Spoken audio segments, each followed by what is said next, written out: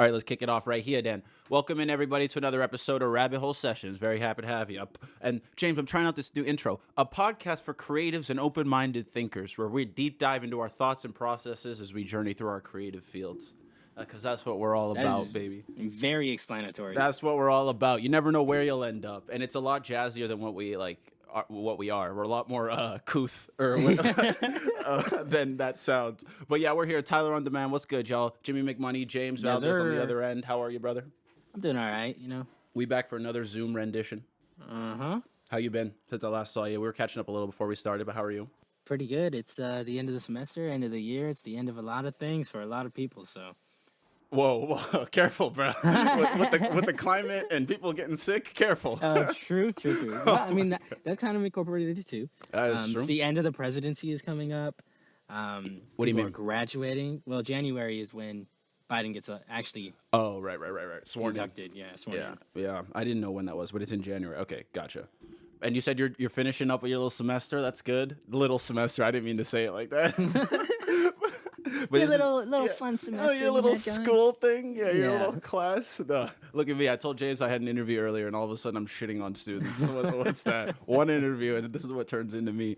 But, yeah, dude, that's good. So I'm glad that it's interesting being a student in this time, and we could talk about that for a sec, because I don't know how much you've got to mention that since it's happened with all of the COVID standard testing and the not testing, schooling and being obviously online class, and then also going into certain classes knowing all this shit's going on and how they've set that shit up. But how does it feel to be at the end of your first Corona semester? Well, actually, this is technically the second Corona semester, because it happened in the beginning of this year, and that was a lot rougher for people, especially, I feel like I'm lucky that I'm in a business class, because all I have to do is, talk in class, and that's it. I don't have to go in for research. I don't have to do experiments in the lab. I don't have to do group work with other people. It's all personal work, and it's all kind of easy stuff, so I think I'm lucky in that. I always wonder about, what it's like for freshmen that are going into college, and this is supposed to be the time of their life. Dude, this is my brother, bro. This is my brother's first year, and same shit. Or basically, that was it's his situation, having to deal with that shit. Well, how does he go through it? How did he feel about it? Yeah, me and my brother, whatever. No, it's obviously very frustrating and shit. And I haven't asked him too much. I've been waiting till I see him this holidays about the extreme details about it, because I would like to know from a first year. But yeah, definitely it makes classes obviously harder. My brother does physics and shit and computer science, right? So a lot of things where maybe if you're not too familiar and you don't get the instruction in person or have a good communicable experience with your professor, it could get really tough. And so yeah, some shit like that. But continue what you were saying. Well, it is funny that bring that up, interactions with the professor, because now you're technically on a face-to-face interaction with them when you're in a Zoom class, right? And it started out fine in the beginning of the semester, but now all of my classes, there's only one or two people that have their cameras on. Yeah. So it's just the professor looking at that one person and a bunch of black screens. Right. I'm surprised that they took, well, I don't know how long it took for people to start doing that, but I figured that was going to happen pretty much from the start. Just cameras off, mic off, run it. People gave it a shot in the beginning, me being one of those people. The only class I keep my camera on are my film classes, where I talk to my professor, and I have a good relationship with them and stuff, so that's actually been nice. When you actually stay after class in the Zoom sessions, you can have, interesting, casual conversations. And I've related to them on the fact that everything is shitty right now. I'll ask them, I'm like, hey, how are you doing? How's your family? And they'll be like, oh, big sigh, right. It is rough, man. This shit sucks. Yeah, because then they're not the professor anymore in that after hours. It's another person that you said you're connecting with them over humans. Some real shit. They're going through the same shit. They don't know what to do right now. And teaching for them must be hard as well in this time. Yeah, they're not having fun. Yeah, they probably hate it. They're already not getting paid well. Right. Well, actually, you're right. If they're university professors, they're probably getting paid pretty well. But every other teacher's probably getting paid like shit. Yeah. Shout out to Emil. He's been having to teach music online. Oh, really? Wow, yeah. I didn't know he did that.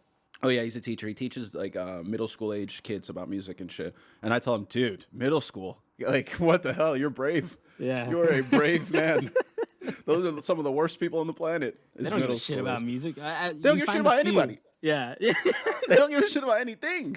They just got like hormones going on. They're just humping everything. They're just monsters. They're just little gremlins. Yeah, just assholes for no reason. It's like I just asked you to go over there. Why is there so much attitude? Why is there so much bullshit? I think about me back in middle school, dude. It was tough. God, my teachers were like a godsend. That was the worst version of me for sure. Oh God, yeah, easily. Oh God, if it gets worse than that, then that's really saying something, bro. What about? I saw something from Northeastern recently though that it was actually shout out to David Shekel, who we had hoped to have on today, but maybe we'll have him on soon. It was a post from some Northeastern Instagram account that was talking about they rejected making classes pass fail for the semester for the year. Do you know anything about that? What's been going on? I did. So the SGA, our Student Government Association, they unanimously voted to offer pass fail for the semester, and then they offered that decree or legislation, whatever they made, a paper, to the school, and the university was just like, nah, we're not gonna do that. Just nope. Nah, we don't want to. Did they give reasons? I don't know the reasons. I didn't see any. I at least didn't see any good reasons. I saw like an email that was talking about it, and they were like, "This semester is different than the last semester because you came in as students understanding what was going to happen. You've been through the pandemic." What? And yeah, because we went through it last semester. Right, like we went through a month of it. Yeah. What the fuck? And that still doesn't account for the fact that there are people that have tough times. One being online, maybe there's online anxiety. Two, there's like mental health issues that go into constantly dealing with this stress and the pandemic stress and before the presidential stress. Yeah, the isolation that comes from being online completely.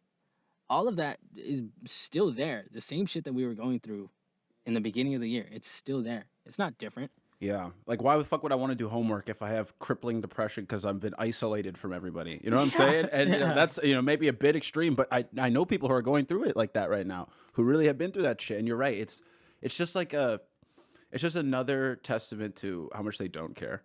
Like, how much they just want to milk you. And how, like, the SGA has no power then. If they unanimously voted, right. Every single one on that board agreed, and the school was like, nah, we don't give a shit.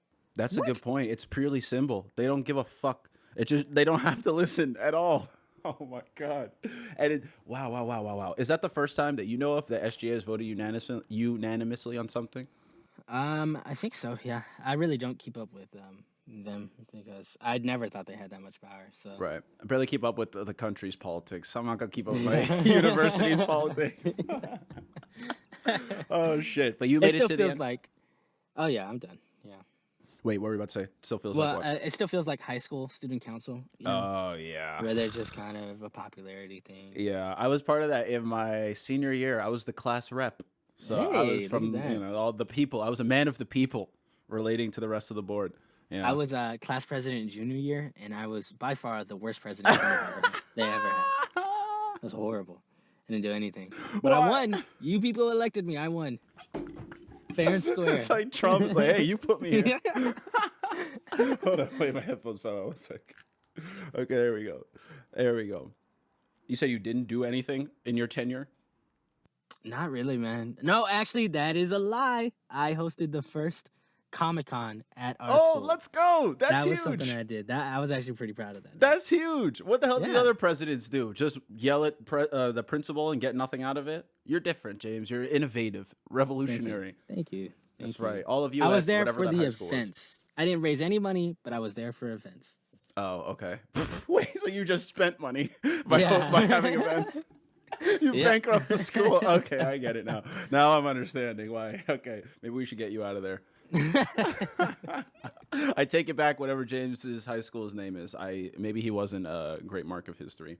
Yeah, but overall, I'm just thinking more about this whole schooling experience, and now that it's coming to the end of the year, because it is just that time. What is like the difference between when you go in for classes and when you do them at home? Like, which one do you have more motivation for? Which one are you more like looking forward to? You know what I'm saying? Like, what are the differences there? Well, I haven't had to go in for any Oh, classes. you haven't had any. Yeah, Okay. yeah, all of mine have been online, and I think that was the professor's choice mostly. Like they were like, we're not gonna make y'all do that. There's no reason to if it could be online as well. That's good. That's yeah. fucking good. But some of the professors offered a space if people were on campus that they could go to. Like they rented out a classroom. They were like, you could take the class in here if you don't feel Oh, comfortable wow. doing it at home, which is awesome. That's great. Incredible. Wow. Okay. Yeah. See, that's nice. At least after we just shat on the university, there are people that do care, right? Like the But that's the individuals care. professors. Exactly. Exactly. The entity doesn't give a fuck. The individuals do. Yeah. Mm. The power of the community. Yeah. That's fucking dope. And great little half segue, because I want to plug the TOD show episode that I just did with Dreamer, where he talked a lot about building community, and y'all should go check that out at the TOD show and at 412 Dreamer. That was a good one. And back to this one. Let's go let's go back to building up this one. All right, you want to transition to our main ship? Yeah, I guess it's time. Yeah, what do you mean? You sound like you don't want to. Yeah. What do you got on the list? Oh my god. Well, I mean, we can start with our little weeb edition of the podcast. We can start with our little weebo, I have been waiting for because this I ain't got podcast. shit else. To be honest, I got some shit. Did you see the top 100 NBA players listed by ESPN? no. What? Like currently? Currently, yeah, they ranked the top 100 players. Really? Okay. No, I didn't see it. Why? Was there some screaming, like Of course, there glaring is. There's difficulties? always going to be some people that are like, "That's no." What was that's the dumb." outrage? Wait, let me pull it up. So, Keep going. yeah. Keep going. so they posted 2 days. They did 100 to 50 first, and then 50 to 1 to the first player. So obviously, number 1 is LeBron. Nice. Wait, what? No, fuck. Yeah. Number 2 was 80. Number 3. Wait, what? Anthony Davis? Yeah. Okay, I'm upset. I'm already upset. Now I'm one of the screaming heads. Oh, you're gonna love this. Luka Doncic was number 4, Are you fucking kidding me? right above Don't you say Kawhi it. No! What the hell? What's happened to the league? These newfangled voters. Bring back David Stern. Bring back the dress code. What the hell? We need to get some order back in the league. Okay, wait. Who was 3? We skipped 3. KD? Oh, Giannis. Sorry, Giannis. Yeah, Where do they have KD? KD is 6. Oh, wow. Well, he Oh, didn't because do he was it, and injured. he wasn't around. He was injured. he Yeah, wasn't Oh, around, right. so It's he just couldn't- for the season. couldn't Yeah. prove himself. Yeah. Okay. I'm sorry. I was trying to find this fucking shit, but I can't. Are you on NBA.com or where is this list? Whoa, was- Dame Lillard 7th? Dame Lillard 7th. Yeah. Wow, that's high, dude. I think he's up there. That's pretty. You think he's 7 in the league? You know what I'm saying? You think he's 7? Nah. I was on ESPN, but they might have blocked it. I don't know why. Wait, this looks. I have a different list right here. I have something else that says LeBron was 1, Kawhi was 2, Giannis 3, Steph 4, and AD 5. That's got to be old. Old, but this is fucking. Nah, this is for 2020 to 2020-2021. What website is that? I'm on CBSSports.com. Nah, that's not the one. So I got the list. Oh, this is on ESPN. CBS's list. Oh, that's Yeah. why. That's why. Yeah. That's why. No one cares about CBS. Yeah, who gives a fuck? What the hell? Why was that like the first Google result? So number 10 was Nikola Jokic. Okay. 9 was James Harden. Okay. 8 was Curry. 7 Lillard, and then 6 KD. So on. 5 Kawhi. All right, I guess I'm not actually that mad at Lillard being up there, because I don't know who I would replace him with. I don't think I would. Definitely not like Paul George. Definitely not. Yeah, I can't even think of anybody else. They still put Curry in top 10. That's interesting to me. He deserves to be there, though. I mean, I know it's just for the season, but Yeah. if KD's gonna make it up there, he should be up there too. Yeah, I guess that's true. You know, like there's some people you just cannot keep out of it, no matter what. He's just been out of the spotlight for so long. He's not as loud as like some of the other players. What the hell happened to him? Didn't he get injured? He did get injured. Yeah. What like how? It was his hand. I think it was his hand. Oh, fuck Yeah, I that. kind of need that to play. Fuck Yeah. that, yeah. I'm gonna go ahead and sit. Well, what is your take? Is there any you have any insights on that? Dude, I'm so happy that Doncic just consistently gets credit for being a great player. It's cool because he's on the Mavs. That's it. I know that's that's why you love it for sure. Like, we have a star player that we can actually build a team around. Not like we have it in the past. Like Dirk was incredible. Yeah. Era's over. It's cool that there's still hope. That's what I like. This is his second year, third year, or, like going into It'll this be his third year. Yeah. third year. Okay. Wow, dude. So off second year, you're already top 5 in the league. They consider you, that's nuts. The fact he's over Kawhi, I'm very upset about. But I guess he did have a better season. He played more.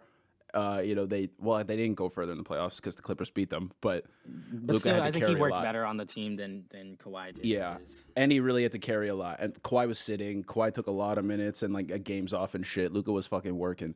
Dude, that's and nuts. I think it's team presence too. Like, does Kawhi build up the people around him? I don't know.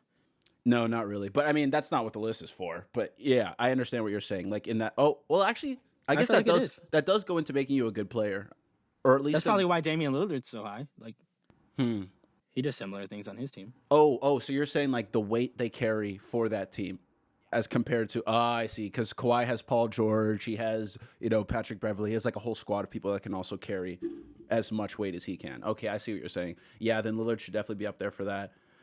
It's I wonder what the future is for Luka then, dude. When is he gonna win his first chip? Next year? What do you mean?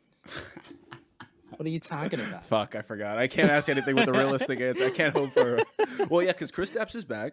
Luka, who else they got? Like, did they get anybody during the offseason? This trade shit. They got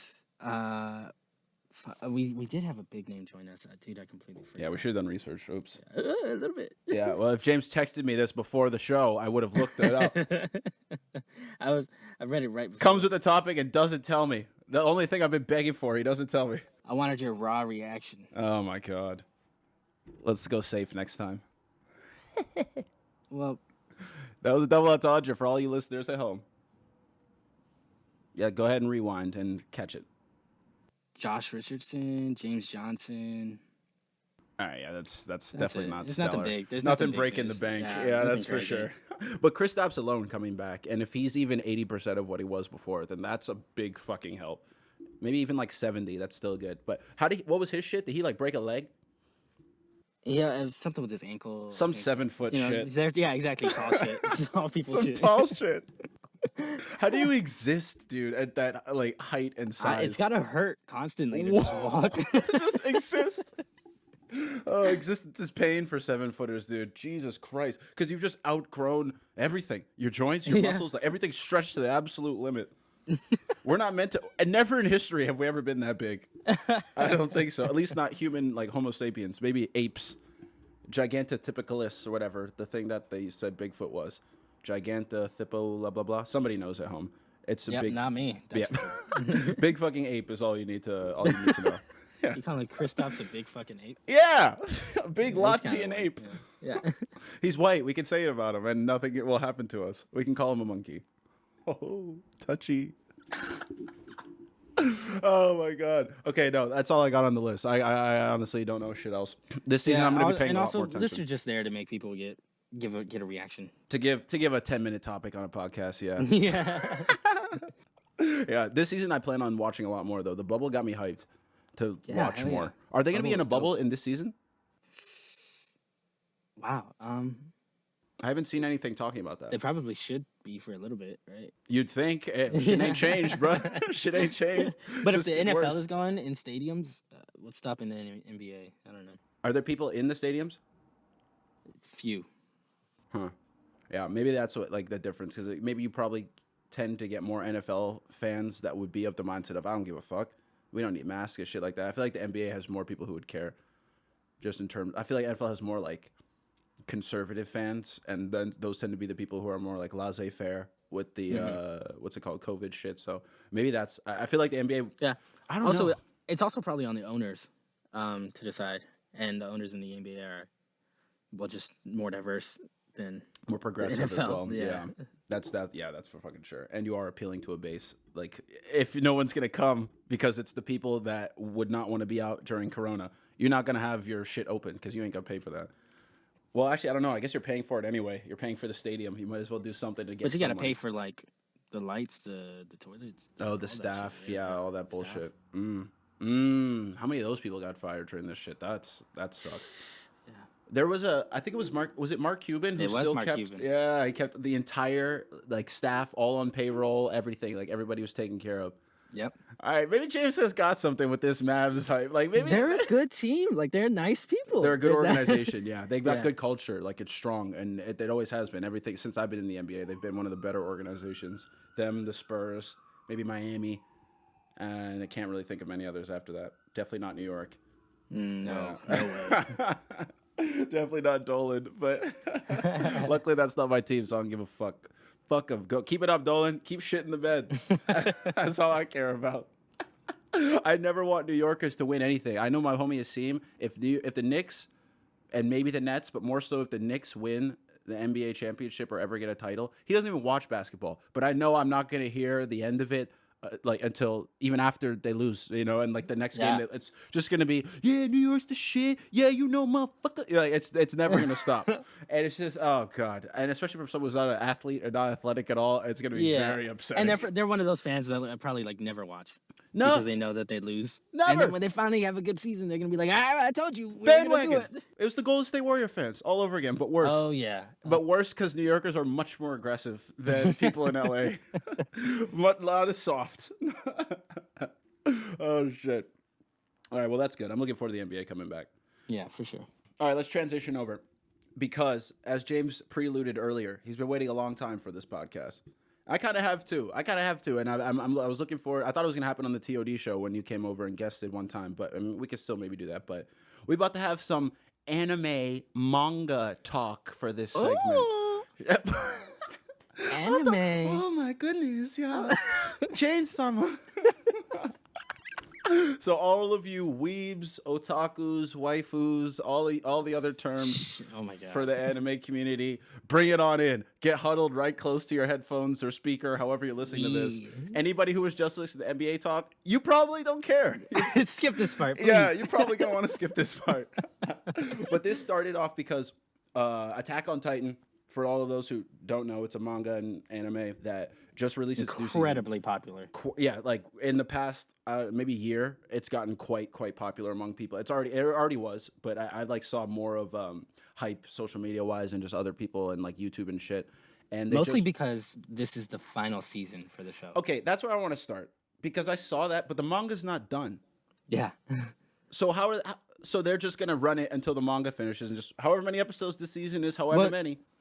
Did they say how many more chapters of the manga are left? Not that I know of, but they're on chapter like 1. They're very close to the end though. It's on chapter 134, and I mean that doesn't mean anything to people because it's like we don't know the limit. But in terms of the story, it's very clearly coming close to the end. Like it's concluded, dude. It was kind of. Are you kept up to it? Because I don't want to spoil. Not too much. on the manga. Not on. The manga. You're only I'm up going to off the anime. Okay, yes. yeah. So let's also clarify. I pretty much only read manga. I don't, and I'll be honest. I tried to watch episodes and I just didn't. I have it open here. I tried to watch it right before, and it wasn't the gore shit. It wasn't that, which we'll get into. But James, you pretty much only watch. I only watch. Yep. Okay, this would be cool. Mostly because I started on that, So I don't really want to go into the manga and then like when the anime comes back out because I've enjoyed the anime. I know I'm gonna want to go back to watching it, and if I do that after reading the manga, it's just not gonna feel as exciting. Oh, why is that? Well, because I know exactly what's gonna happen. Oh, okay, yeah. I think that's kind of what happened to me. Is I was starting to watch the first one, I was just like I already know what's going on. Like, yeah, I think I've seen this, and I honestly for this one, maybe it would be a good refresher because I haven't read it in a while, or like it's been a while since that point of the story. But my thing has always been. I always liked to read it from pretty much the beginning. I think that's similar to your argument. I started off like reading Naruto in the physical manga, going to the library in my fucking elementary school and going to pick up the newest manga or getting the newest Shonen Jump at Shoppers Drug Mart in Toronto. Oh my God. That was with the Yu-Gi-Oh cards in them. Oh, dude, that shit was the best. Yeah. Okay, this is real nerd shit. Let's go. Let's go. But yeah, no, they're gonna understand how nerd I am about this later when we talk about One Piece reaching chapter 1000. But that's because I've always the dichotomy between reading the manga or watching the anime, or how those are two different communities, and they're often like at different points of the story, at least until the anime catches up, because it's usually the manga written first and then the anime adapts it. And I guess that's also kind of from like a pseudo snooty snob position. That's why I like the manga more, because that is the source material. Like this is what the author intended, was this story. Because the anime is an adaptation of the manga at the end of the day. It's not like the Bible, let's say. The manga is, right? And I think my biggest thing is also I like to set the pace of how I take in the story. And when I read it and I'm looking at the pictures and, I'm kind of like imagining the voices, that is a little better for me. Or I can take my time reading the page, or go back a page. it's a lot more annoying to go back 10 seconds in the anime than it is to flip the page back. You know what I'm saying? And I do that actually. I like rewind quite often when watching anime just to get some of the words that I missed. Right, exactly. I'm a slow reader, so Does that does having to rewind take away from the experience for you at all? not at all really. Yeah, I go through it pretty. I don't do it that often. It's more like if I see something that I think was like incredibly well written or like a moment that I was like, what the fuck just happened?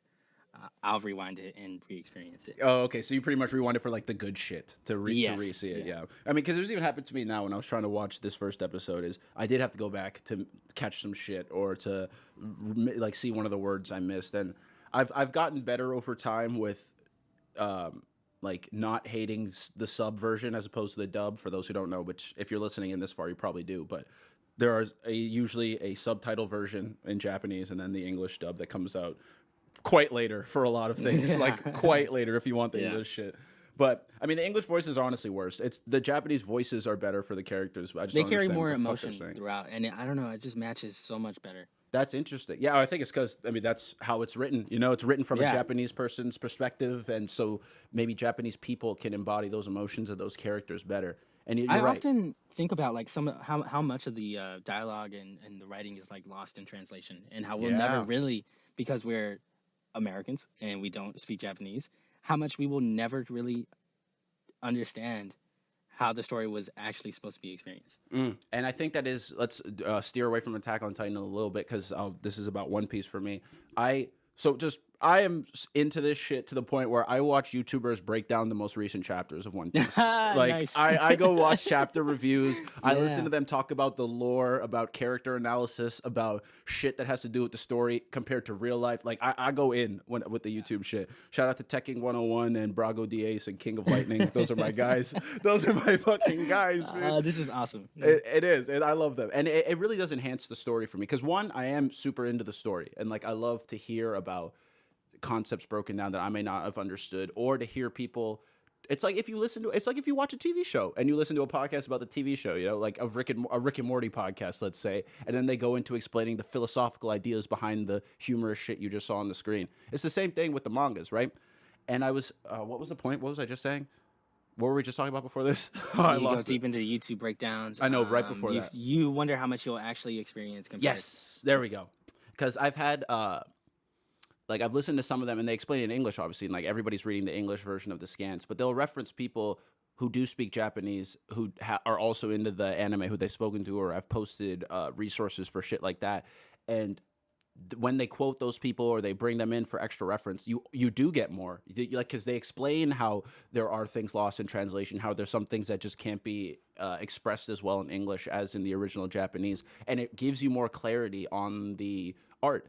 And I don't know, I've always what do you think about that notion about taking in content from other languages and other cultures than yours? What are the benefits you find in it?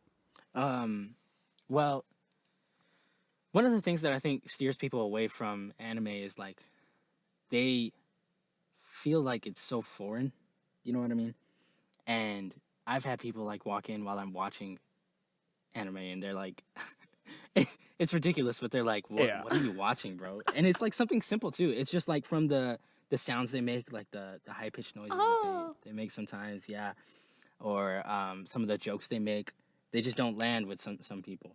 When I've just kind of like let myself into it. Like I go in without any reservations. I don't think like this is weird at all. You know what I mean?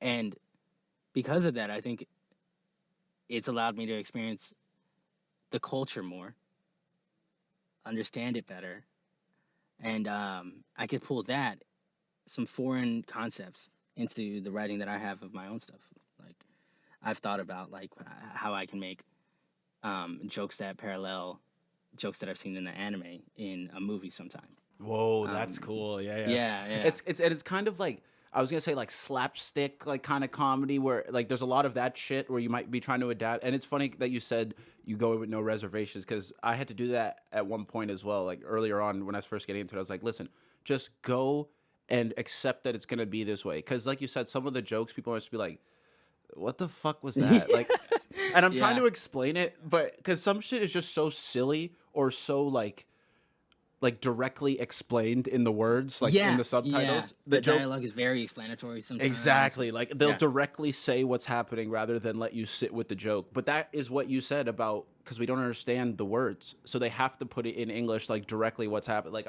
I can't even think of an example, man, because it's I so know it's hard to. That's what I was trying to do when I it's was so explaining it. abstract unless you It know it. is. Yeah. And it's just a different culture. Like Yeah. you Oh, won't understand it unless you enter it. yes, there's some shit where it's like I have to, let me try and think of an example, like where a character is doing something like silly in the background, and then the other character's face like does the pop in slide from the side. It's enlarged, and they're like Yeah. yelling at them, but exactly what they're doing, like. If a guy starts opening a box and is like silly with it, hey, you stop opening that box and being silly with it, right? Like that'll be pretty much what they say. But you're supposed to take the whole context of everything around it, including the art and shit. And man, I really wish I had a prepped example, or I hope people just go watch also like by the end of this because Yeah, it's for sure. very interesting.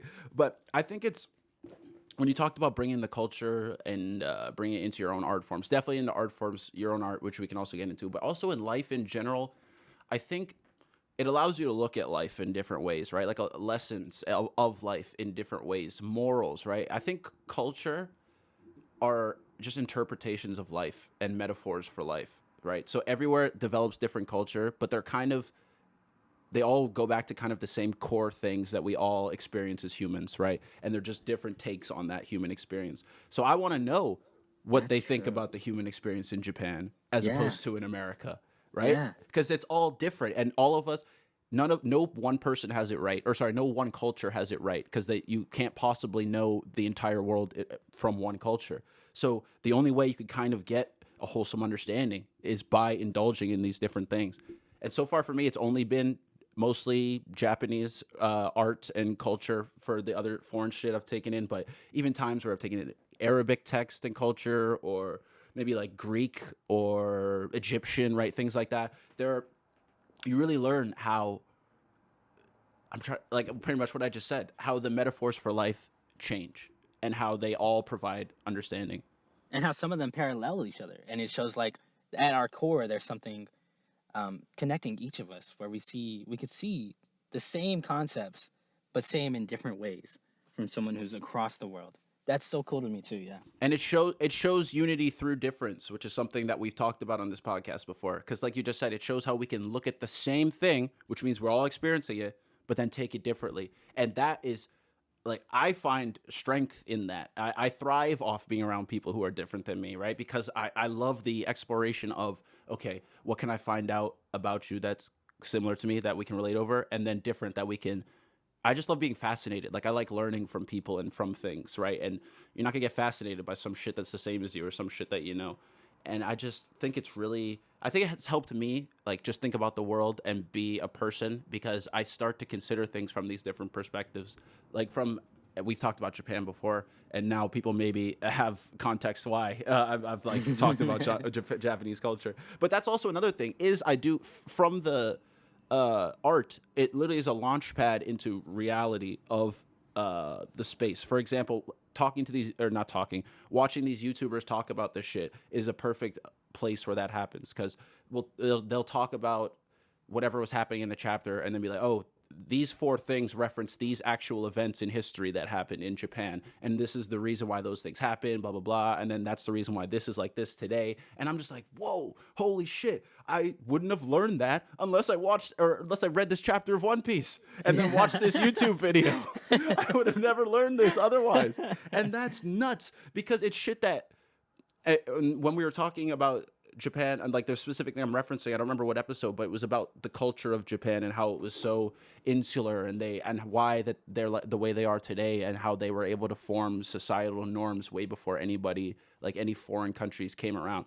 I didn't know that until I read whatever chapter of One Piece, went to go watch Tekken 101, and he explained about how that feudal Japan was very isolationist and how it was very blah blah blah until America came and blah blah blah. And then it's like, wow, that again, like I just said, I wouldn't have learned that unless I did this shit. And I don't think people expect that. I think people just see it as some dumb shit. As a cartoon almost Mm, because it's animated. That's how I see exactly. it. Well, I think that might change in our contemporary like Western culture, because recently you've had animated shows that are deep and for adults, like Rick and Morty, BoJack Horseman, Big Mouth to an extent, Yeah. right?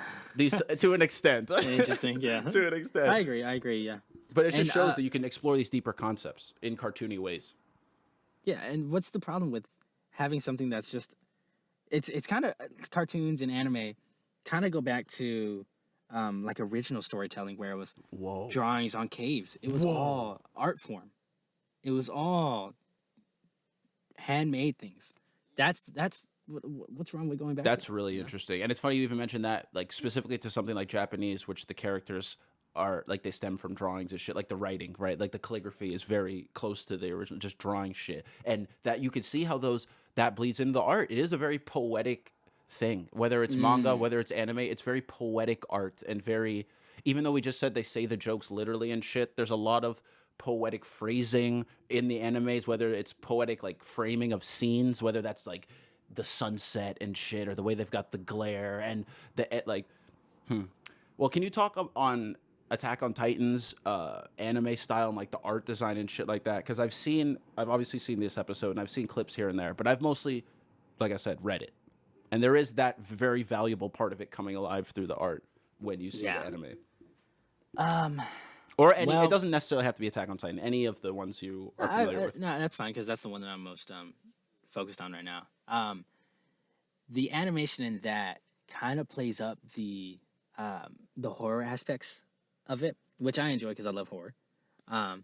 And there is so much detail in the fear in each of the characters' faces when they eventually like meet this big ass zombie titan. Right. For context, for people who don't know, the world is set up that humans are basically prey. They're not the top predator in the world. Like far from it. They live in this enclosed off space because there are these things called titans that kill them and eat them, and they're these giant fucking monsters. All right, keep going.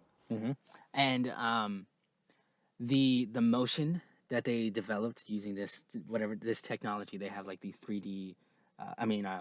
The maneuverable gear shit. Maneuverable gears where they can pretty much fly anywhere. Like, the motion that's shown through the anime in that is so smooth, and it feels like you're flying through this painting. Pretty much, you're following these characters through this environment. So that alone, those two things pull you into it so much. The emotional thing, and the visual connection. Yes. How much do you miss in the visuals reading the subtitles, if at all? Not much. Oh, okay, that's good. Yeah, I don't think very much. Once you practice it a bit. Practice, yeah. And looking back and forth between each. Yeah, that rapid eye movement Training is your up. eyes, yeah. That REM is up. Oh shit! Is this one your favorite? Your favorite anime? One of my favorite, yeah, for sure. Depending on the ending, it could completely change that. But the past 3 seasons have been built up so well. Yeah, it's fucking fascinating. It's a fascinating story. It definitely had way more nuance than I gave it credit for in the beginning. Like, I thought it was just going to be a zombie thing and like, oh, they're trying to survive. But the world that they built around that has gotten so much deeper.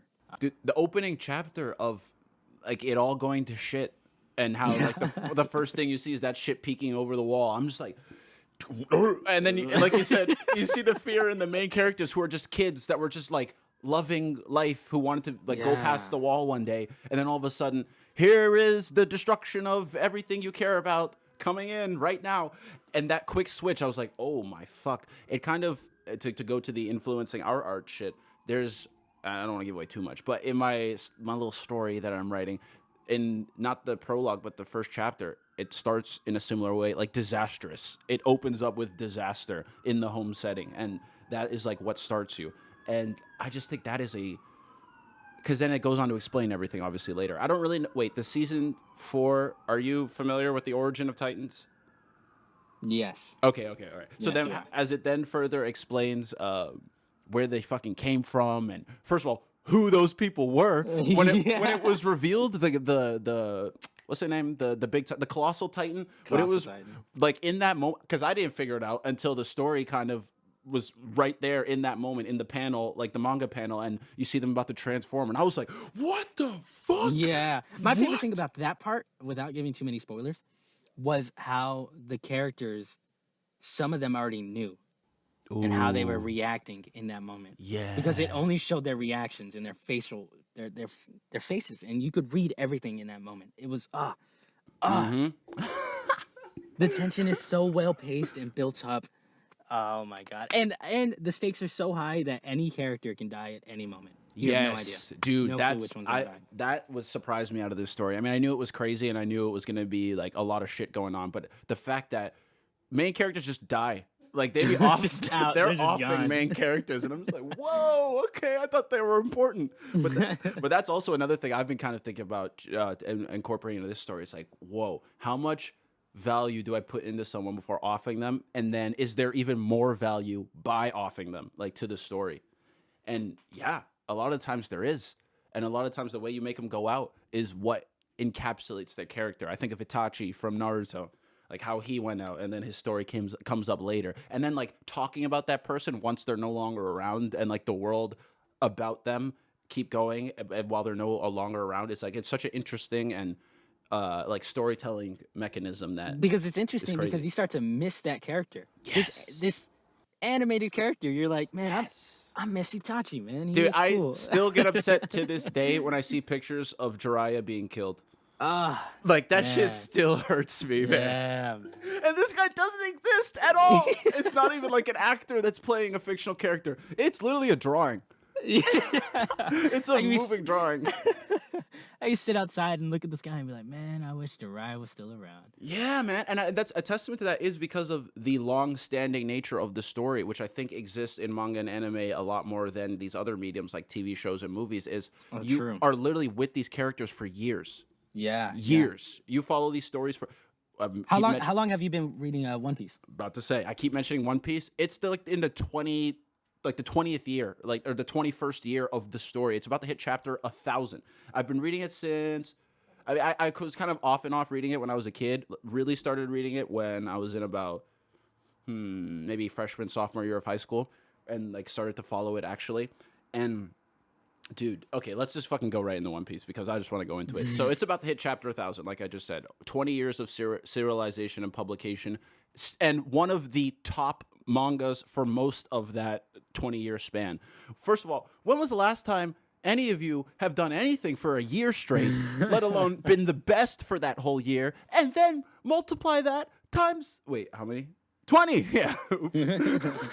That was bad. Multiply that times 20. 20 years this guy Ichiro Oda has been creating this immersive, expansive, vast world with interesting characters that both build off of each other for 20 fucking years. And I'm still a dedicated follower. Everybody who watches it is a dedicated follower. And it's only grown into the most popular manga as it's still gone. So it's only gotten better since it's been going, right? And it's like, that's a fascinating concept. And one of the things that off the YouTubers that I was just mentioning that I watched them go break down shit, a testament to the author Oda, I think, is that some of these people and these are people who like analyze, follow, and are really, really into the story, right? Like I think I'm into it, but to make videos and like pretty much your life and career almost is making YouTube videos about a fictional story, like you really need to be fucking into it. You know, that's another level, right? And but it's a testament to Oda because these people sometimes can predict what's going to happen next. And then there's also times that they're completely flabbergasted and are like, what the fuck? So I think you're a great storyteller if people that follow your writing can pick up on your style and like kind of figure what you're going to do, but then you can still like throw them for a loop. And I will say that even more further to that, the things that people are able to guess usually are like the small to mid-sized things, right? They're like things that, yeah, they matter. Yeah, they're going to happen. But I mean, they're not like the most impactful. But the huge things, like the turns of events and the fact that he's consistently, those have been able to surprise people who are his most dedicated followers and readers. You're an amazing storyteller. You're an amazing writer. If people who have combed over every single one of your words over 20 years, multiple times, still get surprised when you do something, I think that's incredible. And you had to be able to create such a world that is so inviting and engrossing to have these people stick around for that long and be inspired by it. That's actually like I said I've been waiting for this podcast because anime is one of the things that inspired me to be a writer, dude. Because Dude, let's go. these characters inspired me growing up. like Naruto, Goku. I literally grew up with Naruto, watching it as he grew Yes. up, and I was like, man, I want to be like Naruto. But someone wrote that character and developed them over time. So I want to do something similar where I create a world or characters that can provide some kind of insight into life and guide people through it. And because, like you said, literally grow with it, so we can watch this character go through turmoil, go through strife in their own way, as it accurately reflects to ours. Because same with you, I was growing up with Naruto as he was fucking dealing with his best friend almost wanting to kill him, but still trying to save him. The girl he loves not loving him, but loving his. Oh, speaking of which, let's just take a side that I'm sure during this I'll think of like random scenes or important moments of manga and shit or anime. But think about Naruto right there. Do you remember the scene where it was after Sasuke attacked the Five Kage Summit and Sakura went to like fake join him and she was gonna try and kill him, but she couldn't do it, and so Yeah, Sasuke was gonna kill her. dummy. And then Kakashi shows up, saves her. Naruto shows up, all that shit. That scene, not only when Kakashi tried to save him, because that's a whole nother story. The character of Kakashi and like people he cares about dying and him having to kill them. That's just fucking crazy. But like that scene where it was Naruto there, Sasuke was there, Sakura was there, and Naruto comes in and saves Sakura, I think, like before Sasuke's about to kill her again. Think about that. Naruto, like, so it's a guy saving the girl he loves that loves the guy who's trying to kill her, and that guy that's trying to kill her is the other guy's best friend. Like, what a fucking triangle that is. What the hell? And then he's saying to him, hey, I love you, man, and I still want to save you, and I still want you to come back, even though you just tried to kill me and the girl that I love that loves you that you'll never love. I mean, eventually he does, but blah, blah, blah. You know what I'm saying? And then, like, I don't remember how long ago it was, but it was like 2 weeks or 3 weeks or even a month ago at this point, but I just watched that scene. It was just a random YouTube clip that came up, and I sat there after it. It was like 2-3 minutes, and I just thought, holy shit.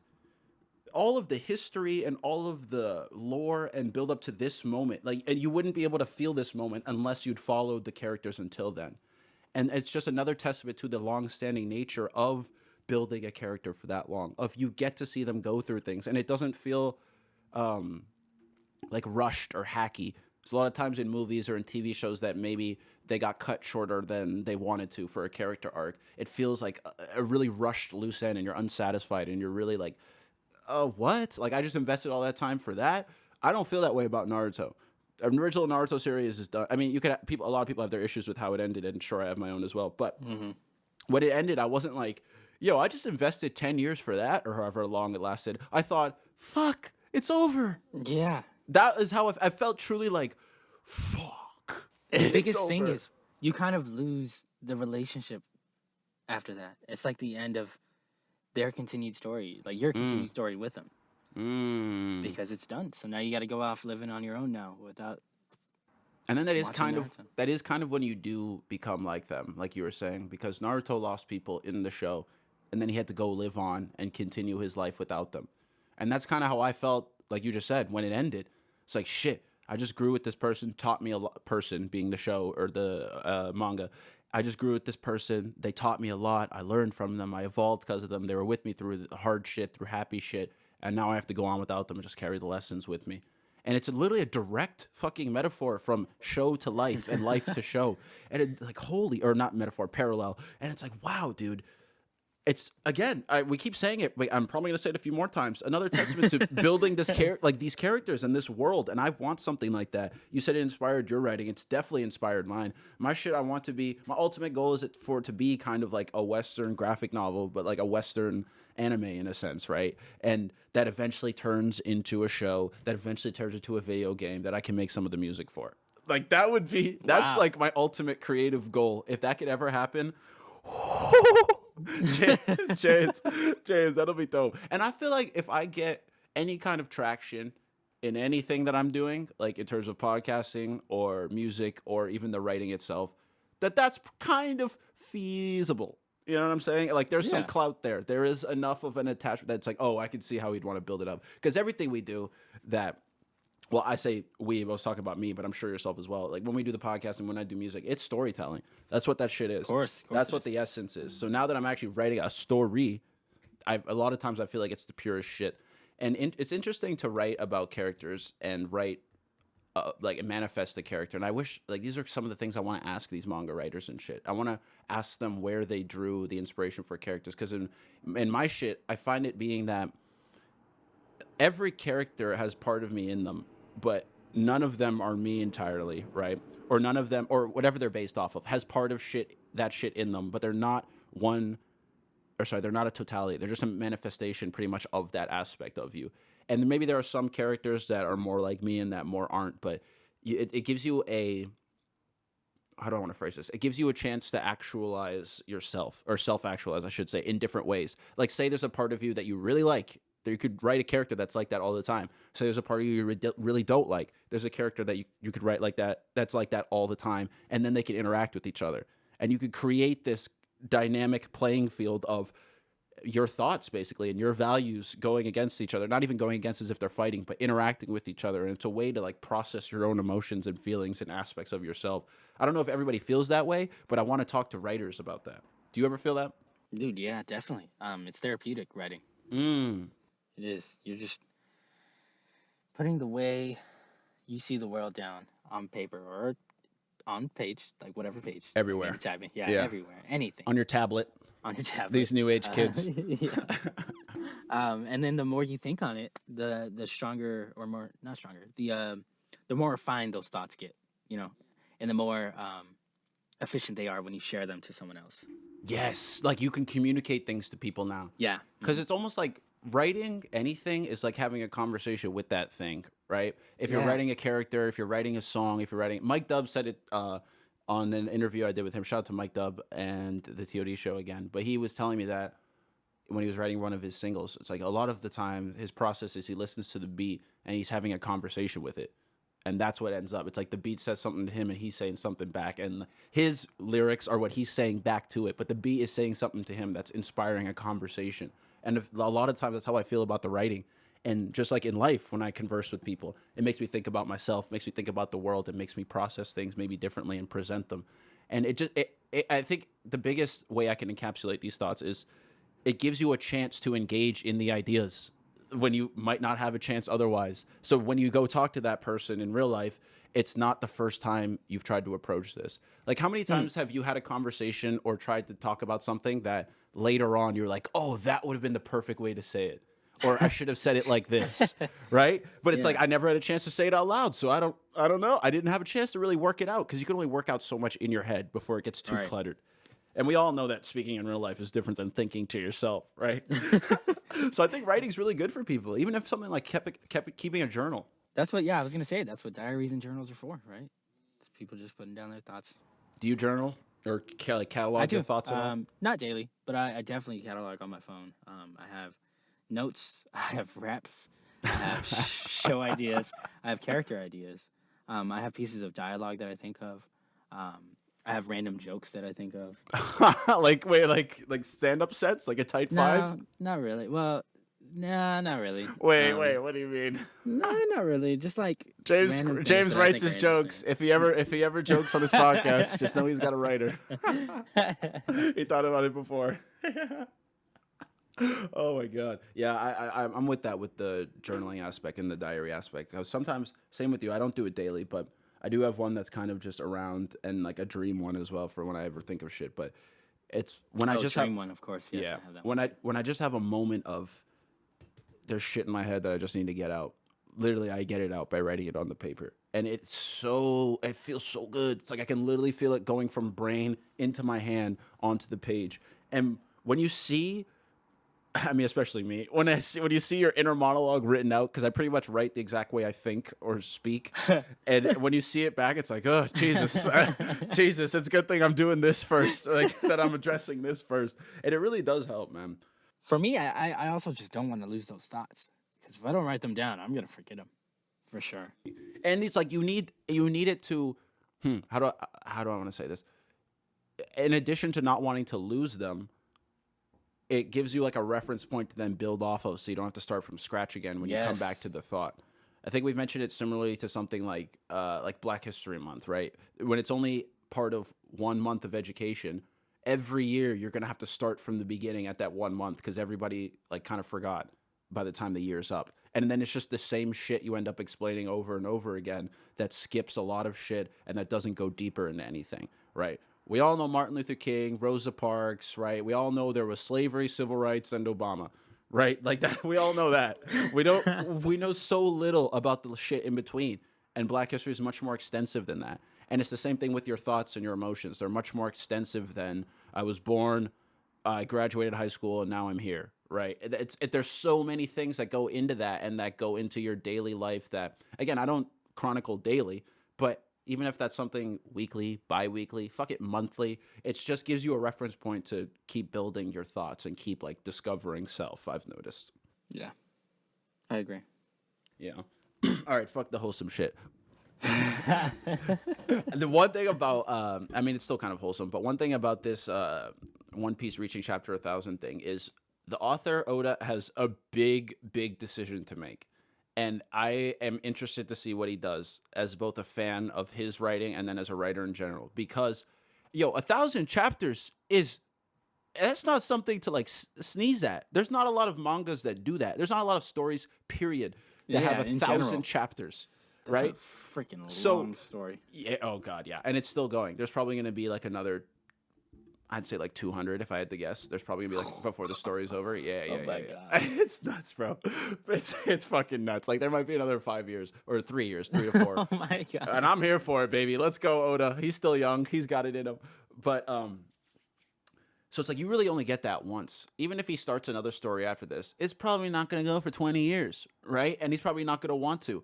So and also it being the #1 manga in the world and the most popular anime in the world, he has a really big choice of, does he want to do like go balls to the wall, go all out, make chapter 1,000 insane, make crazy shit happen? Because right now, if you're caught up with One Piece, you know that shit's going the fuck down in the story and like going the fuck down. And there's a lot of ways that it could go that would go down even further, right? And so it's like, does he want to take that chapter 1,000 to use it for that story to make it this super balls to the wall, outrageous shit that's happening?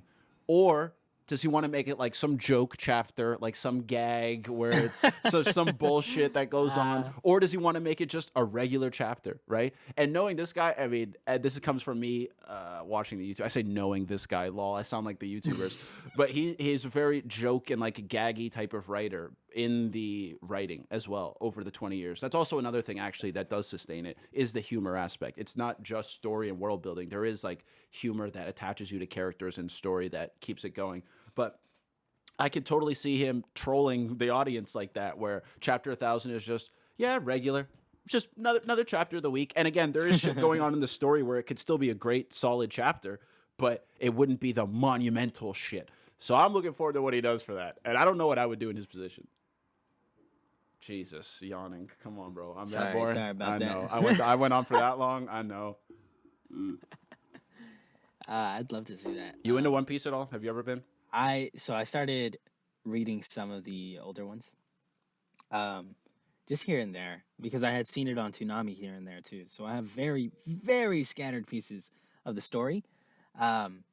And if it's gonna be going for 3 more years, I think I could read 1,000 chapters in 3 years. Yeah, you can catch up, bro. I can catch it's up. It's a breeze. So I actually might, just because you've been talking about it so much. I think you should, dude. I think it's worth it. I think it's worth it. Because I imagine you're pre-time skip then. If you've only gotten scattered.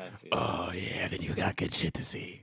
Yeah. You got good shit ahead. Okay. That's enough One Piece fanboying.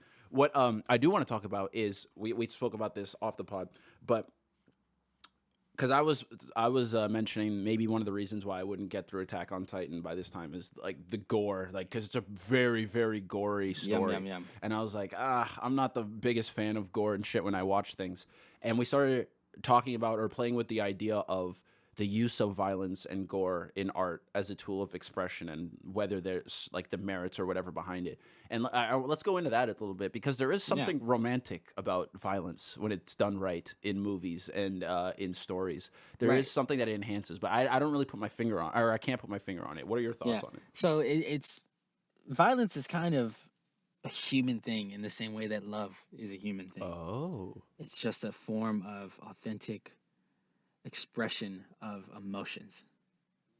Wow. So, you're right. maybe the purest form of expressing your emotion might be violence, like in terms of getting from emotion to action. Yeah, I mean, it could come from frustration. It could come from anger, from sadness. Yeah, and how easy it's so easy to just like hit something when you get angry, right? It's not really that Yeah. easy to show love all the time, like through a Yeah. specific action. It might be harder to get there. Now, so gore, that's kind of something completely different. That stems from body imagery and like how we see our own bodies and others, and whether it's maybe like a repression of the violence that we have or a repression of. I feel like it gets twisted sexually sometimes, Dude, yeah, that's like whoa. very often. That's interesting. That's something that I just cannot understand at all, because gore also freaks me out. That's into like our deeper, darker nature. It's an interpretation Yeah. of that, like you said. Because fuck, you're right. I'm trying to think of an example, but there is like a perversion to it, like a perverse kind of intimacy. Yeah, well, there's sadism, there's Oh masochism, yeah, that's true. where you enjoy inflicting pain on either yourself or others. Right. And I'm thinking of a film, Hellraiser. Do you Yeah. know that film? The one with the That- needles in his face. Yes. Oh god, I haven't seen Yeah. it, but keep going. Well, that film is all about that monster, the needle monster. I think his name is called Pinhead or something. Pinhead. Yeah, something like that. His thing is he's a interdimensional demon. Jesus. A race of interdimensional demons that are all about sadism and hurting, inflicting pain for sexual pleasure. Right. So that film takes it to the extreme, and they're like cutting people up and like getting off to it. Oh and, like, god, I didn't realize. I thought it was like lighter than that. I didn't realize they No, dove it all the is. way in. It goes all. There's the scene where a dude's skin is completely outside, like he's flipped inside out. Oh my he's- god, dude. Yeah. Oh my So- god. So what's the value in something like that, you think? I don't know. That I mean, you could Okay. look at it and you could be like, "Oh, I'm into that," or you could be like, "I'm fucking disgusted by that," and that says something about you. You can figure something out about yourself by finding that out. I realized that I'm not into that, so that's good. Is there value in being disgusted by something? Yeah, trying to think. I'm gonna say yes because it's a reaction. It's a human reaction. Ooh. You got to understand why you're disgusted by it, right? Ooh, yeah. If you don't like food, you got to figure out why. If you don't like food, yeah. Like If you certain just don't types of want to food. eat, oh, okay. No. Certain types of food. Sorry. if you hate food, You gonna die. you'll die. Yeah. That's it. Nah, I meant certain types of food. Like if you're Right. disgusted by it, you got to be like, oh, it's because it's too sour or it's too sweet. Something. So same way when you see something that grosses you out, bro, figure it out. Why is that nasty to you? Yeah, and we revere a lot of some of this gory or overly violent shit. Quentin Tarantino is a god of filming and screenwriting, or is he just a director? Or is he both? Oh, he is director, screenwriter. everything. Gotcha. Yeah, so he's all that shit. We love his movies. Reservoir Dogs, like we fucking love all this shit where it's just pop, pop, let me cut your ear off, yo, I'm gonna torture you and all that shit. And I think it's because of the romantic aspect that I think I mentioned already. But He Why definitely do we plays like up that? the more the comical aspects of it, and like in Kill Bill when the main character was killing like all of the swords people, like that was related to the like samurai films of the past where there was like blood splattered on the walls, and the imagery of it matched that, and that's why he was using violence in that aspect. And then the violence in Pulp Fiction, that's kind of more like a shock value comedy thing. true. Whoa, yeah, almost slapstick in a sense, like not It is slapstick almost comedy, but extreme slapstick slapstick. violence. Yeah, that's That's true, yeah. nuts. Slapstick violence. That's a crazy concept. I don't know if that's coined already, but we should coin it if it hasn't it. been. Coined. Yeah, is that all you have to do? No one say it. How the hell do you coin a term? You just have to get people to think that you made it. Yeah, Okay, that's it. So we need some reach. That's all this shit comes down to. y'all heard it. We said it. Yeah, they say Shakespeare didn't write that shit, but everybody knows everybody knows him as the one who did. So that's all we fucking attribute it to. Hold on a sec. I'm slipping my onesie on. It's getting a little cold. I refuse to dress nice for this podcast until it's in person. So if y'all want that, you better get a vaccine to the whole world or whatever we need to do to meet in person again, or get us a studio. Actually, Yeah, studio would be nice. I'd come in if James was corona negative. I'm always corona negative, baby. Well, I mean, for now. So far. Yeah. So far, Knock on wood. same. Knock on wood. Where is it? I need more. Give me more wood to knock on. Yikes! Give me more wood to knock on. It's gonna get clipped and memed if we ever were popular. One day they'll go back and hear that shit. Yeah, man. I don't know. I just back to the violence point. It freaks you out. Why? Not freaks out. I just don't like to see it. I will watch it in certain shit, like The Walking Dead, for example. I did watch The Walking Dead, and I really liked The Walking Dead until, maybe like the last 2 seasons. But I enjoyed the story and of what was going on. And I think a lot of those times in those overly gory shit, it's positioned in a way where the characters / humanity in general, including Attack on Titan, are not, like, they're the prey. Like, they're the ones that are woefully disadvantaged, right? Yeah. So maybe it's one of those things where I just like to see it from another perspective, because in life we're not. Obviously, we're at the top of the food chain, right? We dominate over nature and over animals. So maybe it's something interesting about taking us back to our basic instincts of just being in the wild. Because in the wild, survival. We're not big shit in the wild.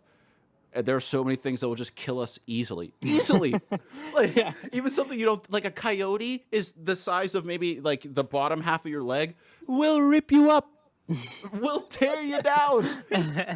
Right? So maybe there's something about that that's interesting and more nuanced. So zombie films, those are kind of relating to this sense of creating a character that is foreign to us, that isn't human, so that we can allow ourselves to release that repressed violence upon it. Whoa. And not think it's like horrible.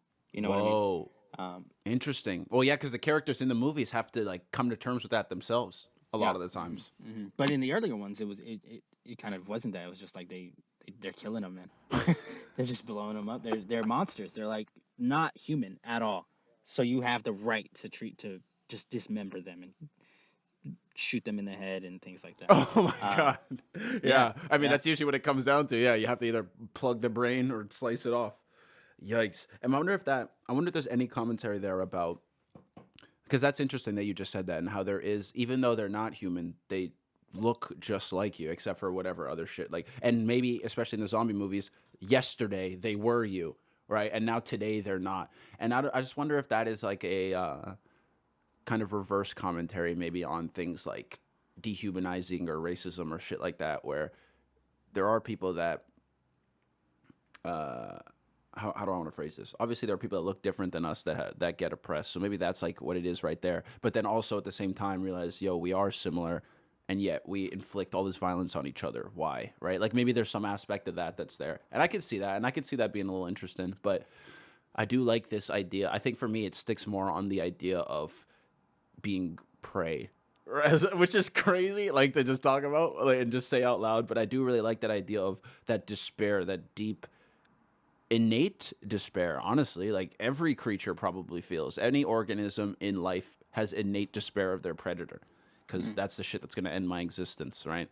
I hope it's not that. I hope it's not some shit where it's like, where people who are really dominant in their life like to get dominated in the bedroom, and because it's a flip. I hope it's not like that. Like, maybe it's a similar thing here. Maybe it's a similar thing. Like, we're so dominant in life as people that I want to indulge in something where we're not, where we're submissive and we get dominated. No, nothing. Nothing on that, Chase. Nothing. You're figuring something out about yourself, T. That's good. Hey, keep exploring these thoughts. I done figured it out, James.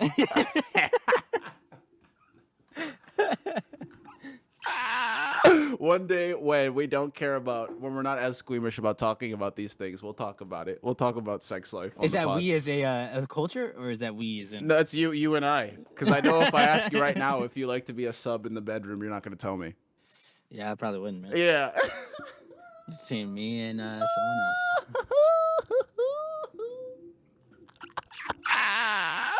Oh God. Okay, one day, I'm telling y'all, one day when this makes us money because of our opinions, then we will. Yeah. If that's what y'all want to hear. If you want to hear about James getting pegged, just pay him.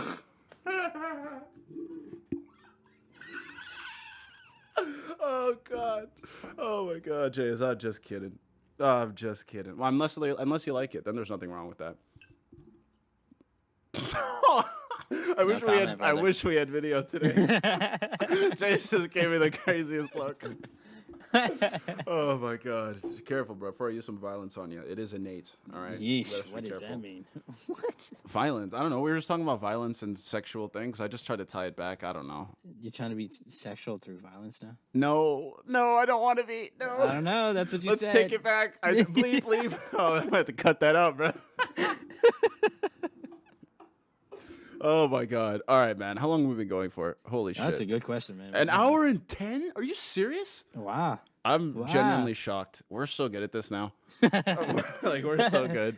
Now the content just needs to be good. The time is not an issue. That's what the anime was for. Now we got it. We got the anime content. Oh, we did it, man. Congratulations. We did our anime episode. We finally got there. Just took Emilio leaving and 50 episodes for us to get there, but we did. Well, 50 episodes, bro. We almost hit 52. I don't know if we'll do something special, but that's definitely like a year recap of That's this a podcast. year, baby. Maybe we'll get Emilio back on for that episode. That would be interesting. Oh, that'd be cute. Featuring Emilio Guido. Oh, that'd be so sad to see it as a feature name. Oh, shit. All right. Well, then I think we're good to go. Is there any last things you want to say to the people before we sign off? No. Happy holidays, man. Yeah, happiest of them. All right, y'all. This has been another episode of Rabbit Hole Sessions. You never know where you'll end up, and somehow we got here, and I'm very happy we did. Shout out to SMS and ETA. Check out the album on all platforms, please. That's me, Emil, the producer, and Alexander Henry. We've got a great album called SMS. Check out the TOD show, at the TOD show, and I think that's all the plugs I got. No plugs, James? No plug. All right. Well, we'll see y'all later for the next one. Adios. Bye. Excuse me.